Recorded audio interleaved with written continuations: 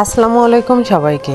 আমরা ব্যক্তিগত জীবনে অনেকেই দান সাদকা করে থাকি, কিন্তু বেশিরভাগ ক্ষেত্রে মানুষ দান সাদকা করতে চায় না।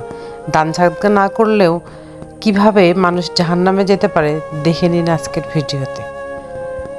এক বুড়ি মহিলা ছিল, সে তার আমলনামা দিয়ে বেহেশত পেয়ে যায়, কিন্তু ফেরেশতারা আল্লাহকে বলে, হে আল্লাহ, অমুক গ্রামের এই মহিলা বেহেশত পেয়েছে। এই মহিলা বেহেশতে কি খাবে সেটা জোগাড় করতে পারেনি, কারণ এই মহিলা সারা জীবন কোনো দান সাদকা করেনি। তখন আল্লাহ তাআলা বললেন, এই মহিলা ধান শুকাতে দিয়েছে, তোমরা কাক হয়ে যেয়ে ওই মহিলার ধান খেয়ে এসো। তখন এক ফেরেশতা কাক হয়ে ওই মহিলার ধান খেতে গেছে, কিন্তু এই মহিলা লাঠি দিয়ে কাকের একটি পাখা ভেঙে দেয়। তখন কাকরূপী ফেরেশতা আল্লাহর নিকট গিয়ে বলেন, হে আল্লাহ, দেখুন বুড়ি মহিলাটি আমার একটি পাখা ভেঙে দিয়েছে। তখন আল্লাহ তাআলা বলেন, তোমার তো আরেকটি পাখা আছে, তুমি আবার চেষ্টা করো। বুড়ি মহিলাটি এবার কাকের আরেকটি পাখাও ভেঙে দেয়। তখন কাকটি আবার আল্লাহর কাছে গিয়ে বলেন, হে আল্লাহ, দেখুন আমার দুইটি পাখাই ভেঙে দিয়েছে।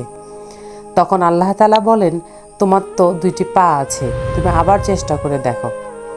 এবার বুড়ি মহিলাটি কাকটিকে একদম মেরেই ফেলে, মেরে ডোনা চিরে ধান বের করে নেয়, কিন্তু ডোনাতে আরও কিছু ধান থেকে যায়। এর কিছুদিন পর বুড়ি মহিলাটি মারা যান। মারা যাওয়ার পর সে বেহেশতে চলে যায়। বেহেশতে সে সুখেই কাটছিল তার দিন, কিন্তু হঠাৎ করে একদিন বেহেশতে তার খাবার বন্ধ হয়ে যায়। তখন বুড়ি মহিলাটি আল্লাহ তাআলাকে বললেন, হে আল্লাহ, আমার খাবার কেন বন্ধ হয়েছে? তখন আল্লাহ তাআলা বুড়ি মহিলাটিকে বলেন, তুমি জীবনে কোনো দিন দান সাদকা করনি। আমি ফেরেশতারূপী কাককে পাঠিয়ে কয়েকটি ধান জোগাড় করেছিলাম, সেটাই বেহেশতে চাষাবাস করে তোমাকে খাওয়ানো হয়েছে, কিন্তু সেই খাবার এখন শেষ হয়েছে, তাই তোমার খাবার বন্ধ, আর তুমি এখন বেহেশতেও থাকতে পারবে না।